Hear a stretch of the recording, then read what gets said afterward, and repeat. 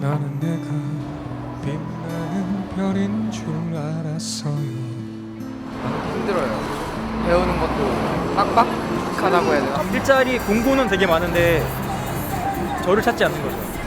주중에 이제 애를 못 봐가지고 밤에 들어가면 깰까봐 그냥 바로 자고 아빠가 좀 잘해줘야 되는데. 늘 바쁜 한국인의 발이 되어주는 대중교통. 오고 가는 짧은 시간이지만 수많은 사람의 인생이 스쳐 지나가는데요. 그중에서도 하루 수백만 명이 이용하는 지하철. 꽉 찬 만원 지하철에 몸을 싣고 가다 보면 별별 생각이 다 드는데요. 어떤 날은 꼭 이렇게까지 해서 가야 하나라는 생각이 들 때도 있고요. 어떨 때가 제일 짜증나는데요? 제일 피곤하실 때? 못 내릴 때.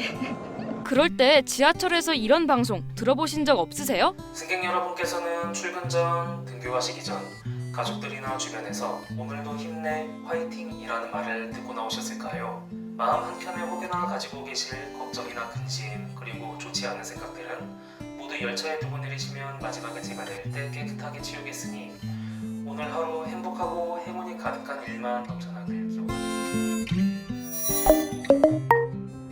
지하철 승무원들이 승객에게 전하는 위로와 응원의 방송, 일명 감성방송이 인터넷 커뮤니티에서 꾸준히 화제가 되고 있는데요.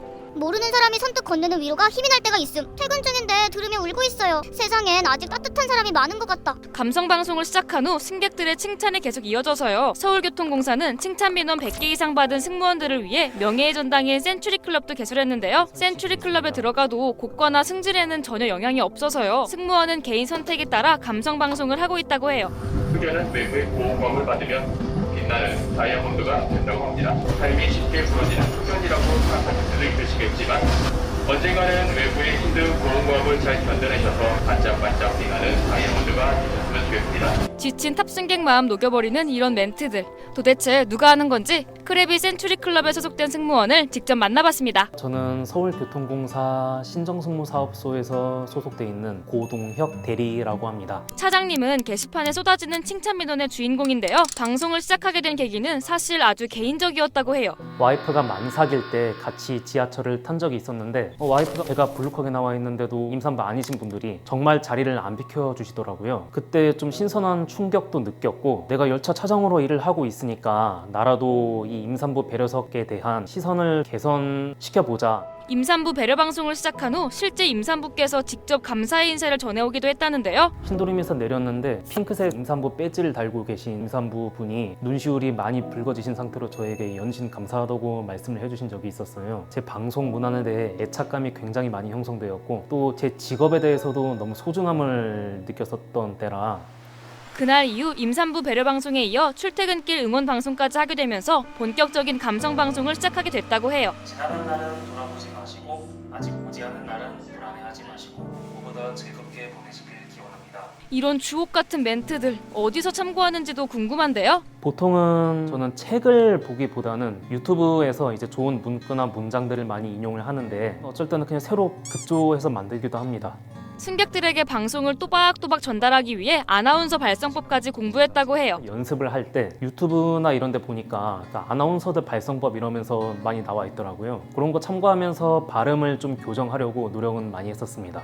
이렇게 승무원의 노력이 들어가는 감성방송. 대부분은 칭찬이지만 불편하다는 반응도 종종 있다고 하는데요. 사무실로 직접 전화해 방송하지 말라는 민원을 넣기도 하고요. 객실 비상 인터폰으로 방송 시끄럽다고 하는 경우도 있다고 해요. 이럴 때는 속상하기도 하지만 보람을 느낄 때가 더 많다고 합니다. 감성방송을 하면 가끔 승객분들이 맨 뒷칸까지 오셔서 방송 너무 잘 들었다. 칭찬 민원을 저희가 받잖아요. 제가 승객분들에게 그 위로나 격려를 해드렸는데 이 승객분들도 저에게 위로나 격려를 해주시는 그런 메시지를 보내오시더라고요. 저는 운전실에 있고 승객분들은 객실에 계셔서 서로 대면은 할 수가 없는데 서로 양방 소통이 되고 있었지 않았나 하는 생각이 듭니다. 지치고 고단한 출퇴근길, 우리에게 작지만 큰 힘이 되는 지하철 감성방송. 여러분의 기억에 남는 지하철 방송이 있다면 댓글로 남겨주세요. 어떤 분은 기분 좋은, 어떤 분은 평범한, 어떤 분은 기분 좋지 않은 날이셨을 겁니다. 오늘 받으셨던 모든 감정 제가 잘 담아서 가시는 목적지까지 안전하게 모실 테니 평안한 저녁 그리고 즐거운 주말 되십시오. 고맙습니다.